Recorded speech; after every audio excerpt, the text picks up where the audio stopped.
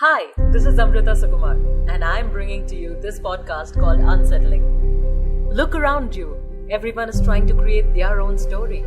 Make a tiny change in someone's life by just following their passion and, in turn, inspiring the others to follow suit. This podcast brings to you stories of people who have defied the definition of settled set by the society and have created their own. They have found happiness in their version of settled.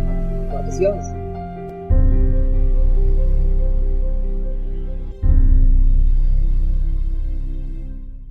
Hello, listeners. Welcome to another episode of Unsettling. I hope you are having a great time listening to the other episodes. So today we have a little bit of a surprise, and you must have heard, right? There are a lot of people who tell you exactly what your personality is on the basis of how you walk and talk and deal with things. But did you know that an expert can actually tell what is going on in your mind by just looking at your handwriting? I was really intrigued by this science, so I called upon today a graphologist, Miss Namita Joshi, who will be telling us more about this. Hi, Namita. Hi, how are you? I'm awesome as usual. How are Nice to you? hear that. Good. I'm getting used to the lockdown, liking it actually. I'm proud of you. I was always used to this, so I'm not feeling Yeah, any difference. I was just at home. The yeah, only thing I used to do is maybe go exercise yeah. outside, which I don't anymore. Yeah. So, Namita, can you tell the Yes. listeners a little about yourself? What you do and Um, right. So, well, as you mentioned, I'm a graphologist and I run a training center called Atman Training Center for Graphology. And our most basic and largest part of our services, of course, is training. So we offer batches in graphology, which is a skill set that you learn, obviously. So we have them, spaced out over first level to fourth level. So you go from beginners to advanced, super advanced, etc.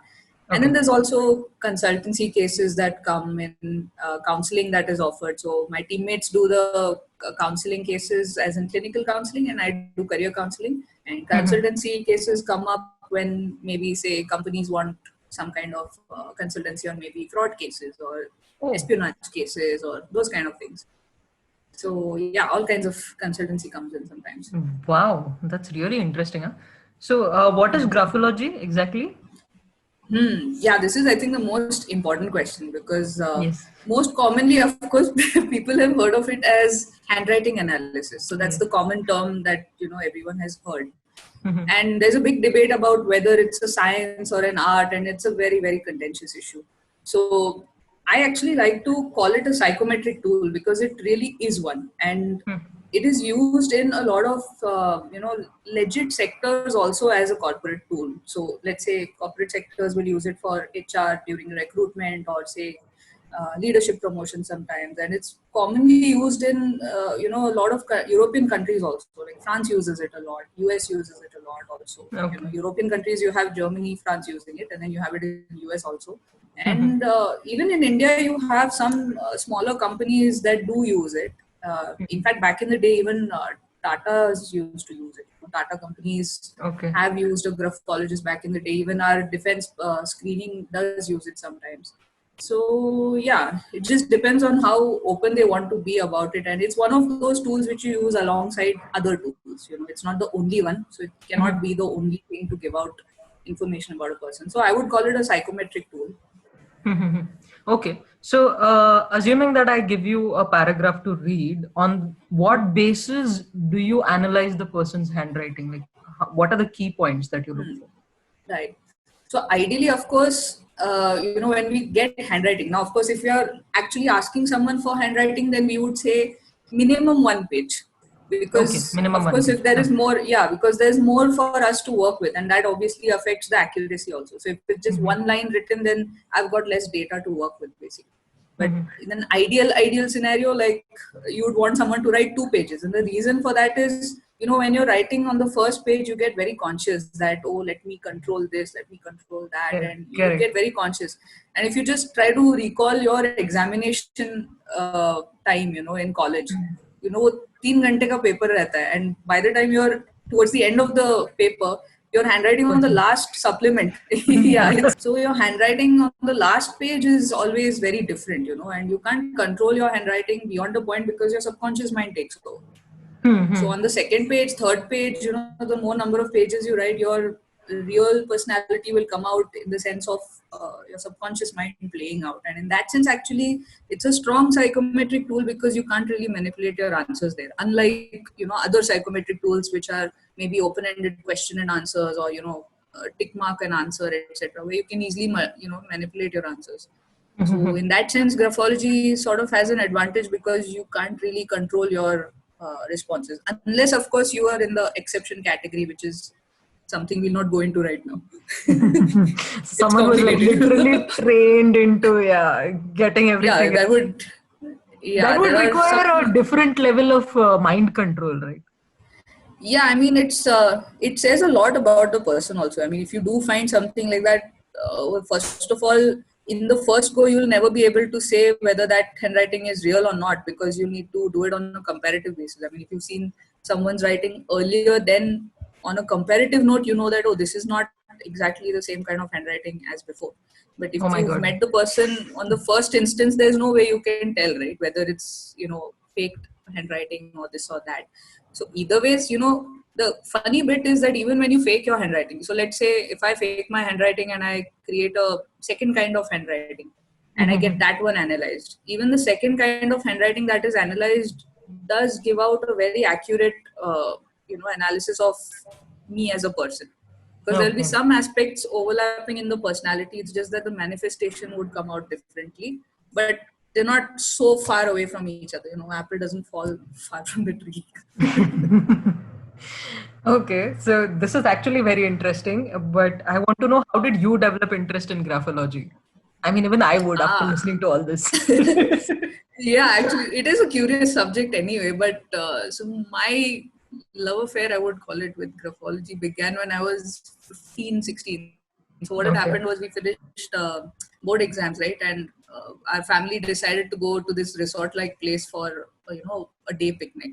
And they have all these stalls out there, na? Mehndi stall, t-shirt printing stall, painting stall. So usme ye bhi ek stall tha.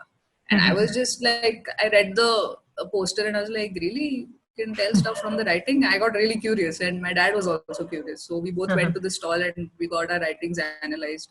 And it was quite fascinating. I was pretty stumped because they told me stuff I would never thought they would know. Like, they couldn't possibly know stuff about, my family lineage and stuff. And I was like, what the hell? How did that come out in my writing?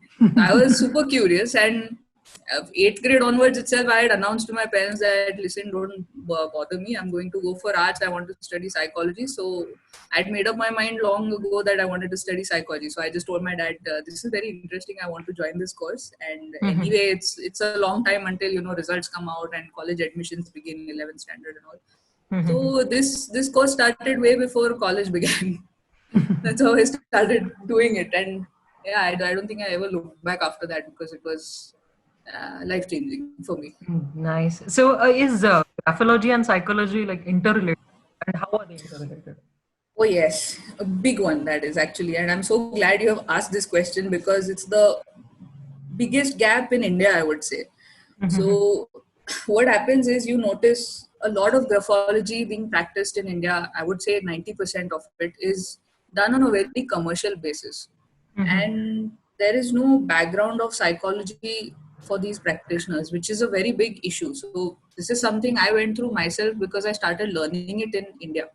And I was doing my undergraduate studies in psychology as planned. So there were a lot of, why questions that I would have, and I was just not getting answers for them. Because if you're studying human behavior, and if I'm studying psychology in college, I would try to, link certain things in my mind, but I wasn't getting the answers. So it was a very big problem area for me in my mind. And then when I went to UK for my masters, I did graphology there too, and it was a big shock, because I had to unlearn everything out there and then relearn stuff, because their approach was completely different. It was all, well, the training first of all is it's based on psychology, the whole curriculum. Because let's say if I'm trying to say that this particular stroke of the writing means this, But Mhm. what is the backing for it? What is the psychological premise for it? It has to be connected to some established psychological theory or concept at least.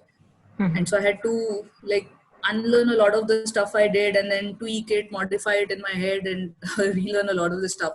And the other thing they do very, very importantly is ethics. Their focus on ethics. Mhm. So that was again a big shocking point for me, because in India, the way it is practiced is, it's quick fix solution, crash courses. Correct. They'll teach you stuff in like 1 or 2 weeks, and they'll charge you a bombshell for it. Let's make no mistake about that. That is And true.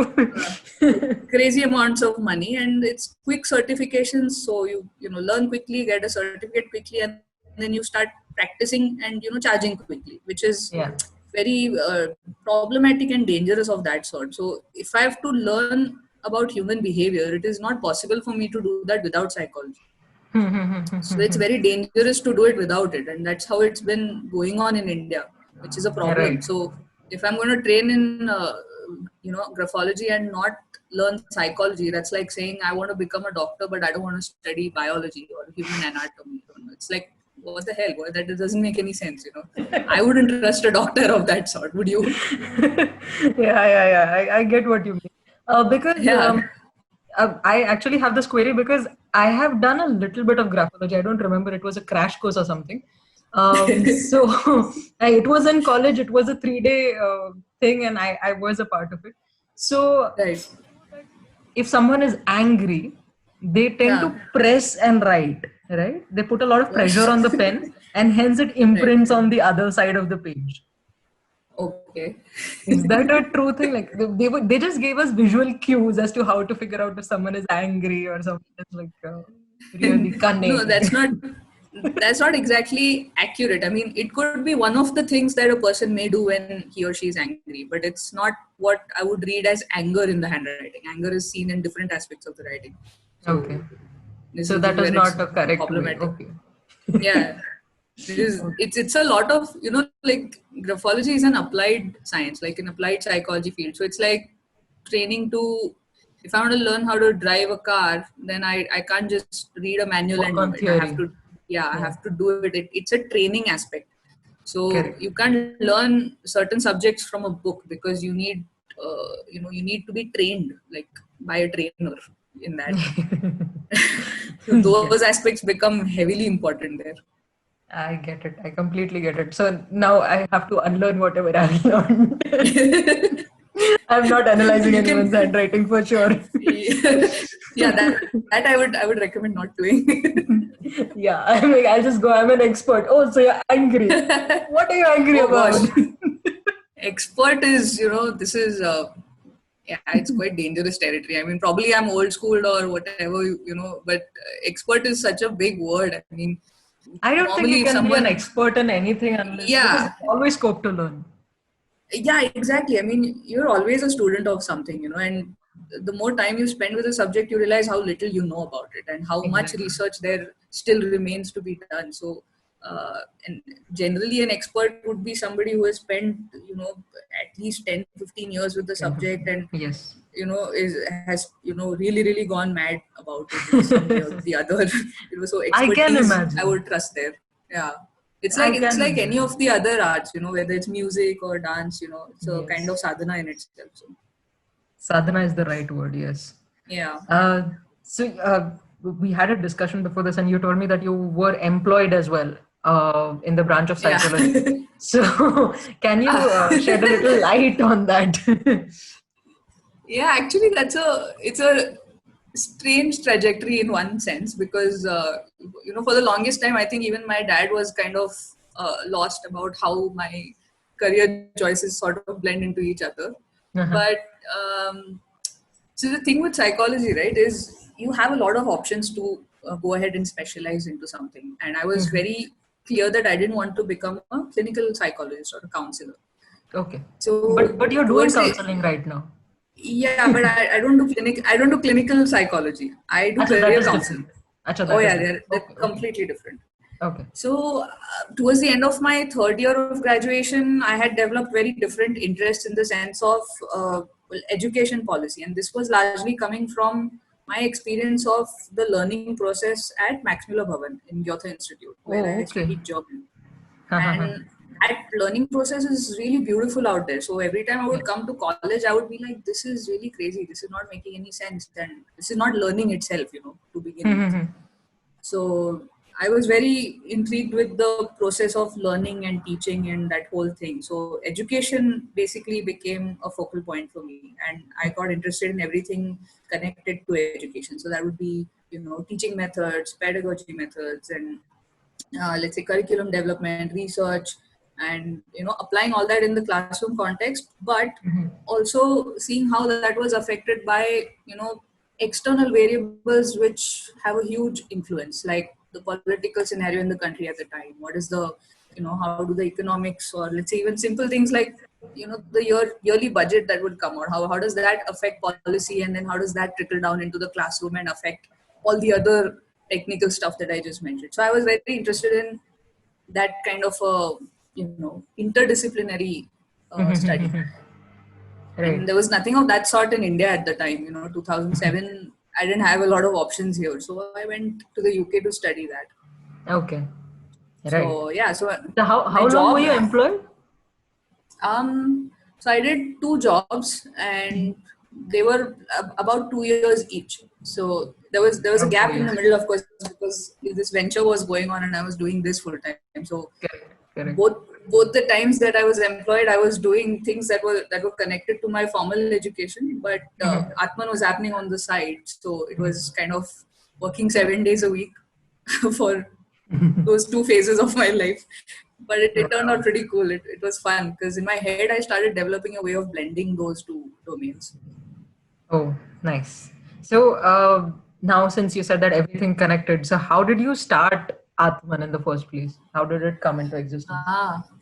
That's actually a really funny story, because I remember when I was studying it here in India, before I went to UK and everything, my dad was telling me that, you should start teaching graphology. And I was like, something in me just said that, no, not yet, it's not the right time yet. I don't know what made me say it. Maybe I thought I don't know enough yet, or I haven't studied it enough yet. And that gut feeling turned out to be true, because I went to UK and it was like, wow, I really don't know anything. Because it was a complete eye-opening experience there. I had to unlearn everything. So when I came back, actually, it was also the time when the whole subprime crisis was going on in the world. So, markets had collapsed, and finding jobs were really hard, especially for, the humanities. And I was someone who had done a master's in humanities, and it was really hard to find jobs at the time. So during that whole difficult unemployed phase, I just sat down and thought, okay, let's just put a course book together for graphology. If I had to teach graphology, what would I do? So I started just writing it down, and I made a course book.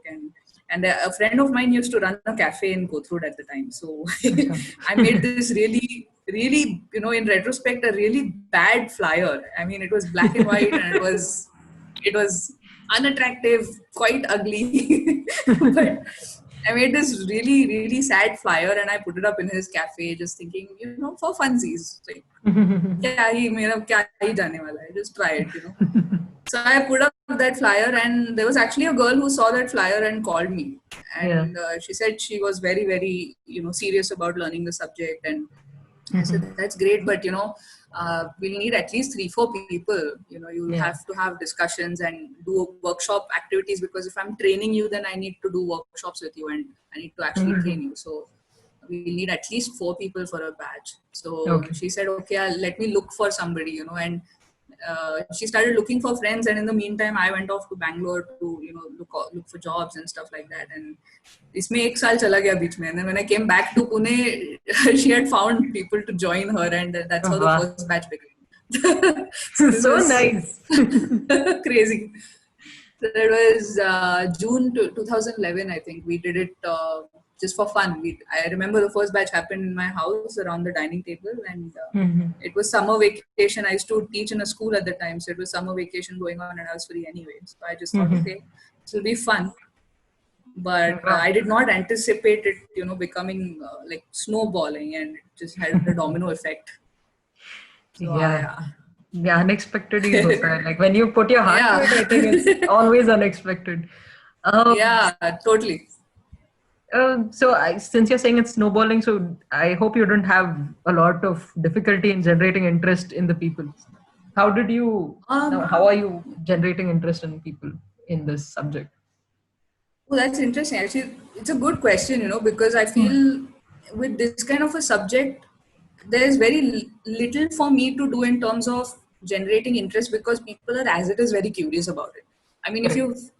if you've heard about graphology before, then you're curious because you're thinking, how does this thing work? Let me try it somewhere. I should try it somewhere. And if you've not heard of it and you happen to hear it for the first time, like when I go meet somebody in a social setting and they ask me what do you do and I tell them this, even that kind of incites a lot of curiosity. Correct. So there's a lot of curiosity for sure. Mm-hmm. Then comes the part where curiosity translates into real interest, as in if somebody wants to learn it and you really pursue it. Hmm. And most of the students therefore that we have are coming from psychology background, so there are a lot Oh. of undergraduates from psychology, but we also have law students, and we've had HR people, we've had mothers also, mothers with 20-21 year old sons and daughters, so it doesn't matter. So anybody who's curious will basically come, and there's the combination of curiosity plus interest. So more than the interest actually, I think what is felt more on my part is a big responsibility, because it's a very beautiful subject, and any Correct. kind of bad experience with it or malpractice with it will actually ruin it for someone. And this has Mm-hmm. happened a lot, with say any kind of other allied subjects. You have a meeting with a bad astrologer and you say, oh, astrology sucks, or you go for one bad tarot reading and you'll say, oh, tarot sucks. And that's not true. It's not the subject, it's the practitioner. Okay, So so then I've met really amazing practitioners in astrology. so yeah, so it puts a lot of responsibility on the practitioner, and more so if you're going to teach the subject, because it's a very Yeah. potent subject. You're able to tell about people without them giving you the permission. Say you're Correct. standing in a bank in a line in a queue and you're seeing somebody write a check. I mean, they've not officially given you, a permission to analyze their Permission. writing. Yeah. Yeah, but you're still doing it in your head. You can't turn off that software in your head. So if you're able to do it without consent, then it matters what you do beyond that point. So Correct. their ethics comes a lot into picture, and it's like, Mhm. if I'm training this subject, then I have to make this very very clear and very rigorous in training also, because it's like teaching somebody martial arts, right? I mean, have you seen Kung Fu Panda? I have, of course. So you remember how the whole disappointment Shifu has is because he has trained Tai Lung very well, but then he still goes rogue, right? I mean, you can't control that. Yeah, correct. But Yes. it's that kind of a thing. We're teaching them something with which they can really really harm someone else. So you have to Correct. be extra careful, and there's a Yes. lot of responsibility involved. So yeah. Oh my God. Okay. I think it's been around 10 years that Atman has been established, 9 to 10 years. Yeah, like we started in 2011, but 2011. officially, yeah, we got registered in 2012. So yeah. Okay. Okay. So now do you have particular certifications or you have levels in teaching this? Yeah. Okay. Yeah. We do Can have beginners level to, Mhm. so we have a level 1, level 2, level 3, and level 4. Okay. And they're all obviously, integrated with psychology, because I'm still in touch with my colleagues abroad, and they're really great friends, to sound off stuff with. And there's good guidance coming my way also when I need it. So that's Okay. always very helpful. So there's no official certification in the sense of a tie-up with university, etc., because we don't do that yet in India. Not to my knowledge at least. The Okay. last I knew was, I think there was some kind of a degree like this in Israel. Acha. So I'm not sure India still, does like that, unless some autonomous university wants to take that up. So that's a different thing. But otherwise, most institutions that are offering courses in this are autonomous private institutes. So Okay. yeah, so the certificate is also an Atman certificate, and Uh-huh. yeah, I've made it very very strict in terms of what kind of benchmark students need to Okay. maintain, and Now I I'm think really my scared. team does a very good job. Everybody, I think, kind of keeps each other in check, so that's a good thing. So it's a benefit of community. We all help each other, keep up our benchmark and qualities. So, yeah. Right. Since you do career counseling, do you write? Do you ask people to, write 2 pages and give it to you, analyze their handwriting, and then give them some kind of analysis? And is that analysis completely based on the handwriting, or also on their body language or the cold reading of that person? Well, in terms of career counseling, I don't always ask for the writing. I just say that, okay, you can bring it if you like, because it can be a useful thing in the session. Okay. But so I'll separate the two. I mean, if it's not a Okay, career separate. counseling session, if Yes. yeah, like if I'm just doing an analysis, so let's say when we do workshops and students are out in a cafe and they're asking someone for handwriting, and out there, it's not necessary for you to have a person in front of you to analyze them. The only benefit that can give you, if the person is in front of you, is if you want to check certain things, like if they've made a signature and you don't know what they have included in there, or you don't know what they meant to write, or etc., that kind of stuff. So you can verify certain details with them. And another thing is, when you're analyzing, because you're training in a workshop scenario to get better at accuracy, the benefit of having the person in front of you is that you're able to see whether your reading really lands or not. Based on the expression or the reaction.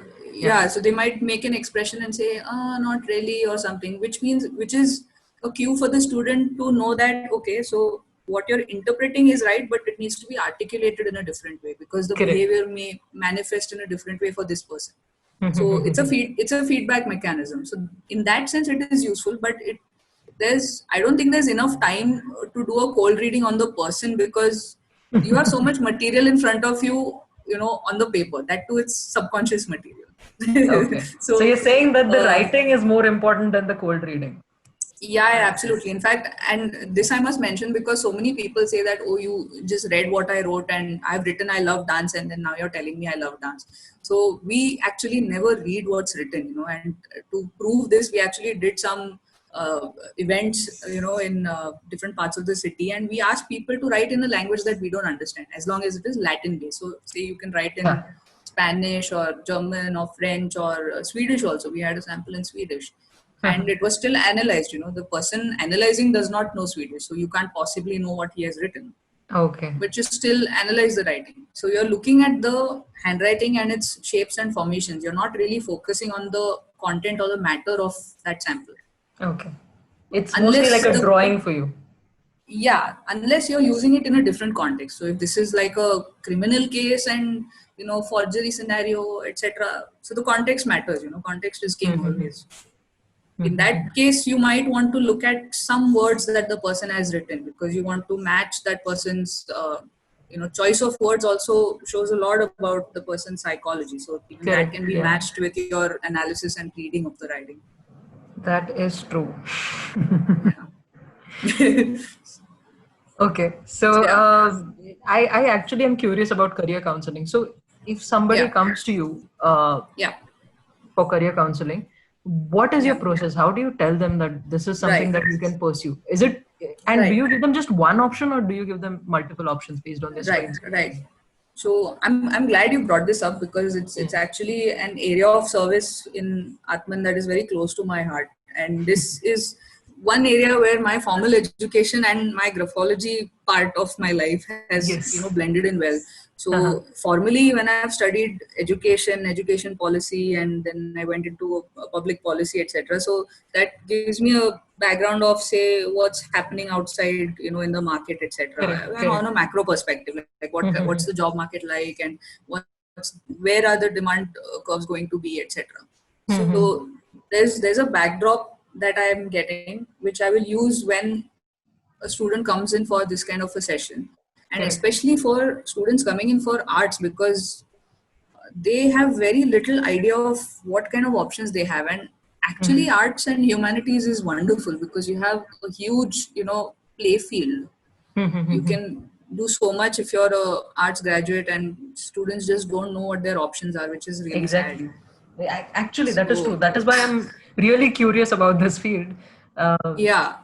So when I'm doing a career counseling session, I first, of course, ask them certain questions, but some very anchoring and orienting questions is what we begin with, and then we get into conversation, and then handwriting can be useful there if you want to check whether the person's aspirations and whether the person's aptitudes are actually matching.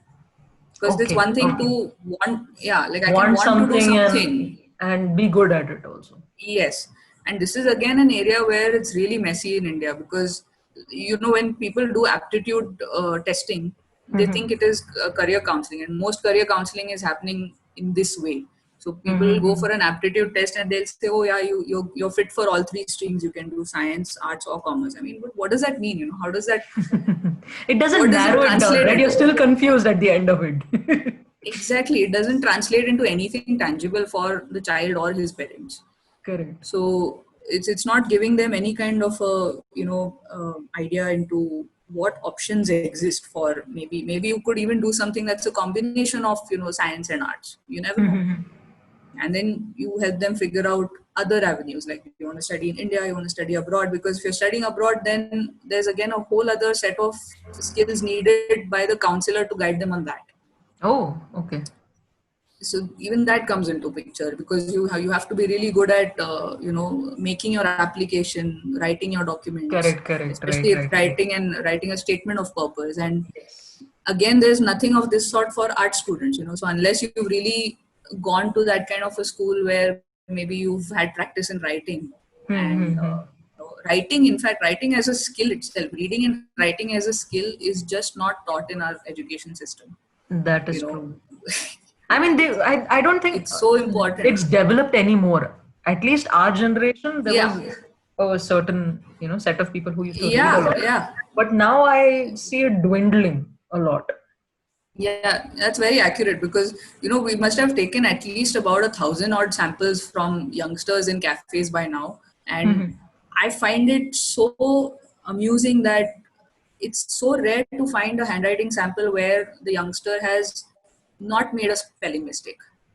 So this is, I mean, it's don't get me there. It's I mean, welcome to the autocorrect generation. Yeah. Even, and worst part is, even in spite of having autocorrect, they'll submit assignments which have spelling mistakes, in which case I completely delete them and I tell them I'm not accepting that. So I'm very, very strict about those aspects. You cannot submit that stuff to me. Oh, that is because they text also like that, right? It's DAT for that. And I don't know, a lot of shortcuts which I don't understand sometimes. Sometimes I feel I'm really old. I mean, texting also, chalo, I can understand. You want to text each other that way, but there's no concept of academic writing. It kind of becomes a part of your reality, when you write. I mean, when you text like that, that's how your brain is functioning, and it gets embedded in your subconscious somewhere, as you said. True. And plus, there's no counter check for it within the system, which is asking you to maybe write a proper essay, academic essay. How do you write one? What goes into that? These things are missing, so they're completely blank and new to concepts of reading and writing. I mean, very few youngsters read, which is also another sad thing. But Exactly. So for career. Yes, continue. So for career counseling, we do use the handwriting, but only where maybe there's a blockage that is perceived by the child or by the student, that I want to do this, but I'm not sure whether I can. So there's a question between want and can. So those kind of blockages are there, and a lot of the time, so many things come up, in a career counseling appointment, which students will just never have thought about. For example, this new theme, in fact, we've been discussing a lot around within Atman. So why it is important for students to know their political leaning, for example. And this came out very nicely in one such case that I had, one such appointment, where the guy said he wants to take over his family business, and he would like to set up a glass factory. It was his dream to make these beautiful objects out of glass, and I found it really interesting, because no student had ever come and said that to me before. Like, I want to make a glass factory. I said, wow, that's really wonderful. I mean, it's a very unique kind of a thing that you want to do. And so, but then he also went on about how he wants to do social service, and he cares so much about society and all of that. So it just collectively came out in his appointment. So I said, okay, so I'm going to ask you one question. So let's say you've got permission to build your, factory. Correct. And this question came in the session when I asked him what his political orientation was, and he said, I don't see how that is relevant. I said, okay, I'll tell you how it's relevant. So, for example, let's say you got permission to make your glass factory and build it, but the land that you've been given permission for is also right now home to a certain number of, say, tribal people. And in the process of you building your factory, if you're going to displace those particular 100 odd tribals, so what would you do? Would you still go ahead and build your factory, or would you, let them be, or not take away their home? Correct. So he thought for a while and he said, "No, I would build my factory." Okay. I said, "There you go. So you do care about society, but it's good to know where your priority lies." Yeah. Yes, exactly. I mean, you can care about society, sure, but it's good to know where your priority lies. Correct. So at least we should be honest with ourselves there. So this kind of stuff also comes out in our career counseling, because there's so many things about our psychology that are playing out when we make career choices. And it's not just about, money, or it's not just about security. There are so many aspects that we actually are, subconsciously playing out while making career choices also. Oh my God. Now I actually feel that you have to move inwards instead of outwards. Yes. Try to understand what you are first, analyze what you think, how you function, Yes, before absolutely. you put yourself out there. I'm coming to you for Totally. counseling. You wait. I don't think you need it, man. I mean, you're doing a great job with the podcast. Oh, thank you. That is what I wanted to hear. As we were discussing about the new gen, people are writing to typing on either their cell phones or the computer. So does that have an effect on the people's personality? This is also a favorite FAQ from a lot of people. So I'll give you an analogy, right? I mean, just think back to the time when you learned how to write. Okay. Correct. You were basically doing three things. You were looking at the shape of the alphabet. You were using your hand to do it, and there was a sound that was connected to it. Right. Okay. So there's sound, visuals, and gross motor skills. Three things that are being used there. But if I'm going to type the alphabet, so if I say A and type A, I say B and then I type B, it's only the sound that is changing. Visually, only the typed alphabet in front of me is coming out, but there's no gross motor skill involved. Okay. So the danger of this is that, to put it very simply, handwriting is to the brain what exercise is to the body. Oh. Basically using your hands, because you've got a lot of nerve density in your fingers, and which is why we're so sensitive to touch. When you touch something, you can really feel it, or you can really tell what it is. So if I'm blind also, when I touch somebody's face, it's touch that's going to give you. So there's a lot of stuff that comes about through that sensation.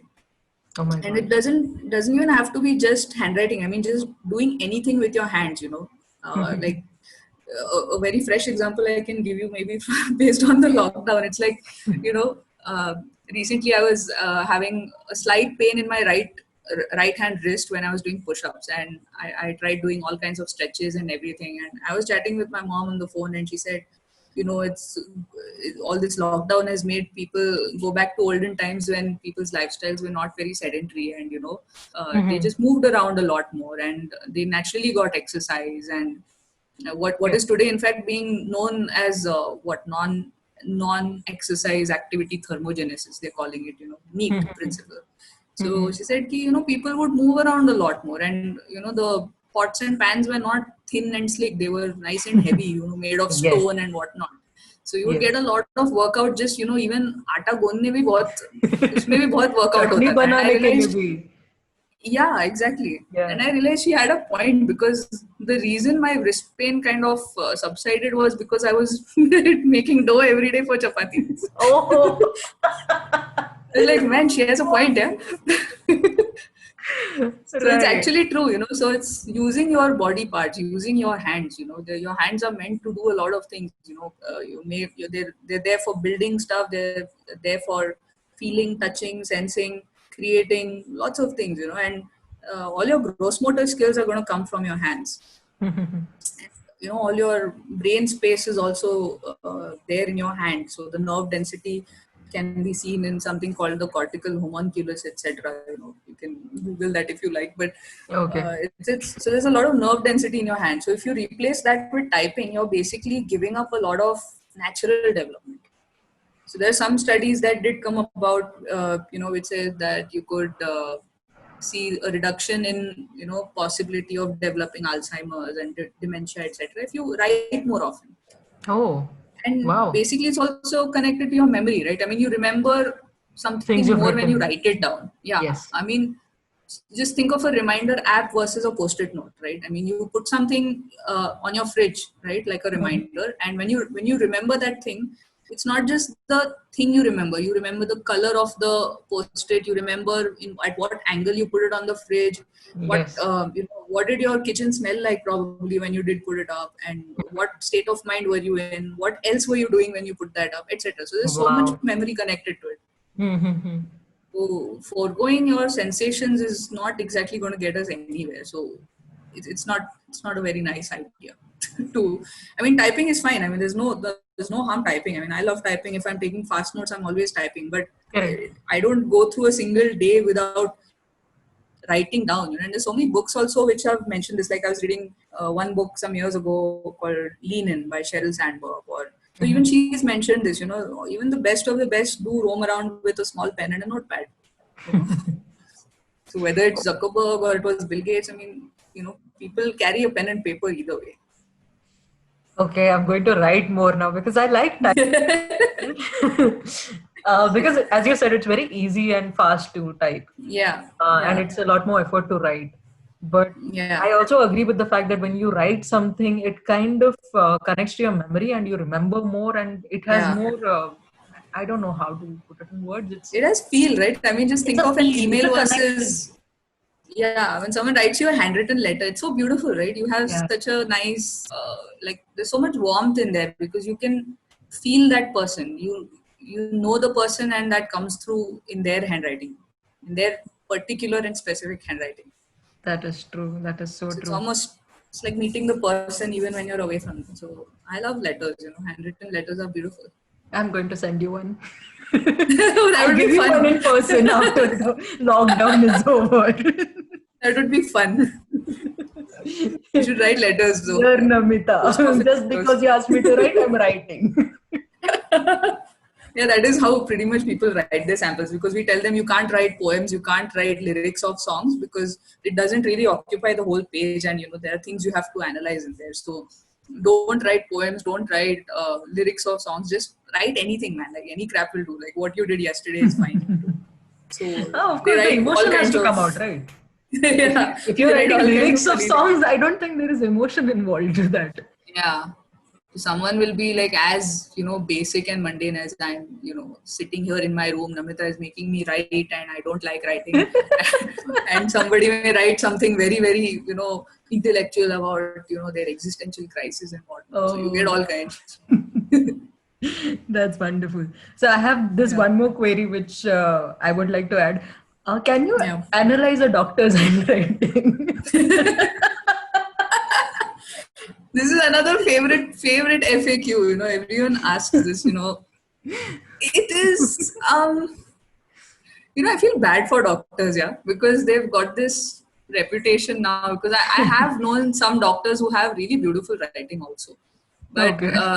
it's again just a matter of frequency. So if you are going to, sign say 100 checks a day, or if you're at a very high post in the government, for example, and you have to sign 300 appointment letters for let's say civil services or something, then you're going to actually have to sign them by hand, 300 appointment letters or 300 Correct. placement letters, and that's a lot of signing. So it's quite likely that the fact you have to sign 300 times, that alone can have a impact on how the signature comes out, because it's obviously not going to be exactly same all Correct. 300 times.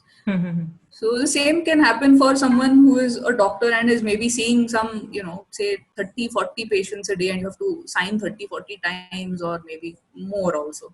Yes. So it's kind of understandable where the illegibility of their writing comes from, but they may not necessarily write that way if you maybe ask them for a handwriting sample. Okay. So that's also there. And then there are, of course, doctors who do, write very beautifully, and they have perfectly legible writing. Now, anyway, you have to type out the prescription, so that's solved for us. Yes, So, actually. yeah. No, but I'm going to test But I this theory think, out. I have a doctor yeah. friend. I'm going to ask her to write. Yeah, absolutely. And if you fail this, you should just find the pharmacy closest to your house. They'll be able to do it. Okay, I'll do that. Okay, I'm going to ask you this question. So, what is the scope of Yeah. graphology as a profession? And are you Ooh. called in for handwriting analysis by the FBI, like they show in the movie? Every- oh, wow. That would be quite the experience. I mean, That would be so when I was a cool. kid, that would be very cool. In fact, when I was a kid, I really wanted to work for the FBI. It was like this really crazy dream I had. But I grew up and realized, oh, you need to be an American citizen for that. So that was quite the party pooper. But it's like in the movies and series, since you mentioned, because I see this play out with a lot of youngsters today also, that they will make career choices based on the series they are watching. Like they want to Yes. become a lawyer because they are influenced by Harvey Specter, or they want Oh, to yeah. become a doctor because like Grey's Anatomy or House MD or whatever. So it's quite disturbing on some level when you have those kind of cases and they want to become a doctor or whatever because they have seen it in a movie or a series, and you're like, it's a notion and it's very strange illusion they are operating on, and you need to ask them where it's coming from. Correct. So graphology is that kind of a profession where it's not, I doubt it has ever been portrayed in a movie or a series for that, but probably a bit in Sherlock. I remember there was a Yeah, scene where yes. Sherlock does analyze Moriarty's writing. So it's Yeah. something you can use as a value added skill alongside what you're doing, to make it into a profession. There's no carved out industry for it. So it's not like you're a doctor or you're an engineer or you're a teacher or whatever. It's not an industry in itself, but it is a very, very potent value added skill that you can use in whichever industry you are. So Right. let's say if I'm a teacher, I find graphology very useful because it used to help me, gauge the student's state of mind that day when he or she came into class. I could tell from the writing whether they've not slept enough or they've had a fight at home, or, so that helps me tailor my method of teaching the child Right. in that moment, Correct. and knowing when to push and when not to push the child. So there it is useful. If I'm an HR, of course it's useful very directly for me. Or even if I'm a general team leader in a corporate company, it Correct. helps me know what my teammates are like and which one has what kind of strengths. So I can allocate my resources more effectively, basically. So it's useful for a leader. For parents, it's again useful because you see how your child is developing, and I think parents should also be prepared for a lot of shocks, because you will get to know a lot about yourself when you see your child's writing. Oh, So okay. yeah, because ultimately they're perceiving you as the parent. So Correct. it's also going to have some parts in there which will have huge scope for course correction for parents. So it's not exactly pleasant, but it's very effective. So anybody can use it in whatever profession they are in. So nobody can actually, think that, oh, I'm going to grow up and become a graphologist, because it's just not that kind of a industry. It's Yet. used on a case to case basis, and people Correct. who even come in. So even if I think of my venture, then training is the biggest service right now, and most people who are coming in to learn the subject, and how they use it is completely up to them. Maybe they're doing it because it's a value added skill for whatever they are studying in college, or maybe for law, for example, it is a very tangible value added skill, because then you don't Correct. need to pay a consultant later on. If you have those kind of cases, if you're a lawyer, then it really helps you to learn something of that sort.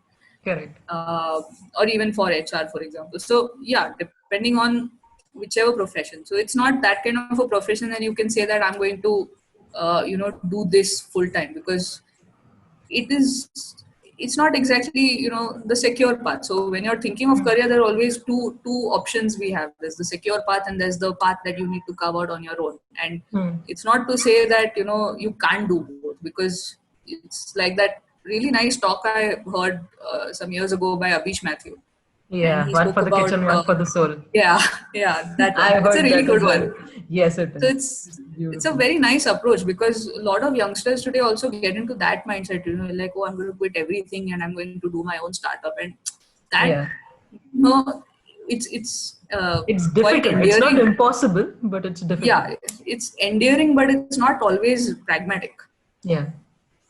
So you need to have some testing period gone by in the middle. So even for Atman, for example, I started doing it on weekends as a hobby activity. I had not quit my job fully.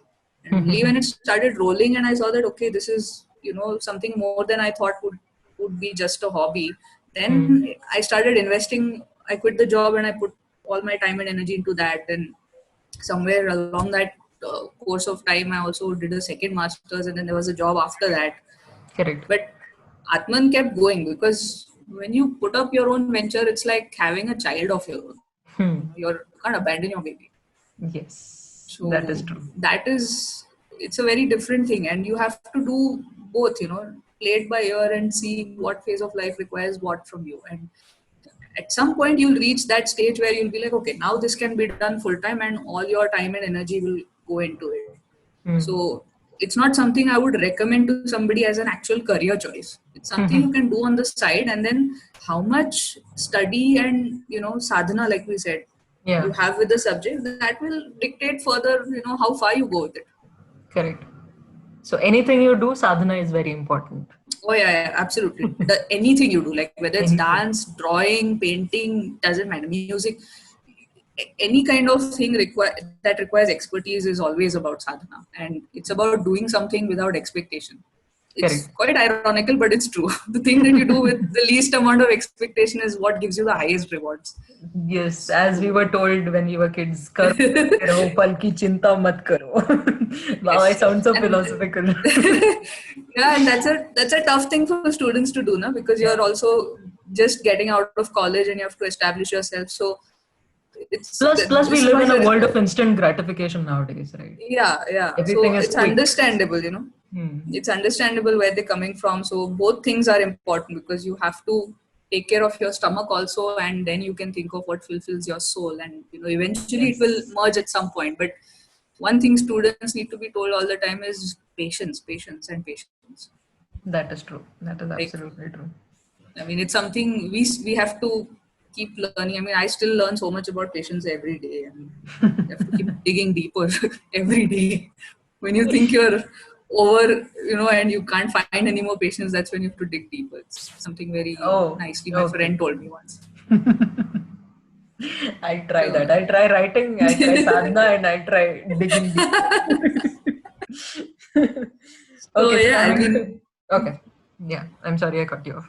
yeah. So movies and FBI, I don't know. I mean, it's not yet, not the FBI, but I've had some similar experience in terms of consultancy, and also it Yeah. really depends on case to case basis, and these kind of professions operate on word of mouth. So how much you've been studying and what kind of work you have proven already in the field will dictate what kind of cases you get. So yeah. Okay.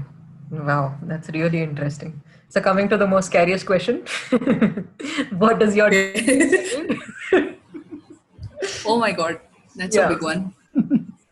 Definition of settled. Ooh. Yes. Um, people always try to define this for you from the Correct. outside, and I've always found it extremely annoying. So, I mean, nobody else can tell you what settled means for you. It's a very personal thing, for every Correct. person. So, for me, I think settled is just when you're completely at peace with who you are and where you are in your life. That's fine, man. That's good enough. Right. It's stripping all the roles and narratives that we have playing in our head, that Namita has to become that, Namita has to do this and achieve that. And no, you don't need to do any of that. You need to do what is set out for you and meant for you. You know, it's following your own dharma. So just Right. do what you have to do, you know, and keep doing it. That's what matters the most. So yeah. I'm so glad. So I think we are at the end of our discussion. Thank you so much. It was it was so interesting. I learned so much about graphology. I learned a lot about people's behavior, and I learned that whatever I have learned in graphology is useless and baseless. So I have to come to you to get proper training. And Yeah, you also, can join us. We're a fun bunch. We do a lot of masti. dude, I'm actually interested. After listening to all this, I'm intrigued. Now I want to know what other parts of psychology that you were talking about that's taboo right now on the podcast. And if you want to learn more about it, you should definitely go check out Atman. And Yes. to tell the listeners about Atman a little bit, about the Yeah. website and everything and the courses. Yeah, I think for more information, I think people can visit our website. It's www.atmangraphology.com. And we're also active on Facebook and Instagram. So you Okay. can look us up there. And you'll find Right. all the info there. Is there a distance course or it is just in person? Right? We do offer distance courses, but most of them have happened in person itself, because a lot of Mumbaikars, if they're inquiring, they prefer to travel down, and they're super enthu people, man. Wow. Like nothing can ever stop Mumbaikars, you know, No, their nothing spirit is can. something else only. So they'll travel all the way and come down for the classes also. So a lot of Mumbai crowd, they come down, but we do offer distance courses. If you're somewhere else, maybe in Delhi or Bangalore, any other place in India, we can do online classes for you. We have a very well-trained team that takes care of that. So yeah. Okay. So thank you, Namita, for coming on the podcast. I had such a blast Thank talking you. to you, and Thank you I so hope much. the listeners have something to take away. And if they want to check out, I will be definitely adding all the links in the description. Thank And you. Thank I you. hope you go and check them out. Thank you so much. Thank you for your time. Thank you.